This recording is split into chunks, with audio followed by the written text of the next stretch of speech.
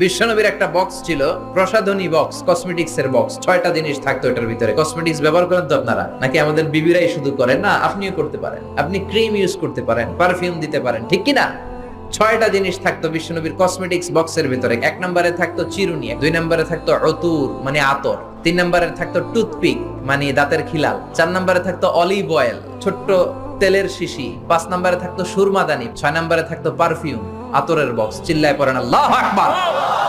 বিশ্বনবী যেখানে যেতেন সাথে সাথে এই ব্যাগ আছে না নাই?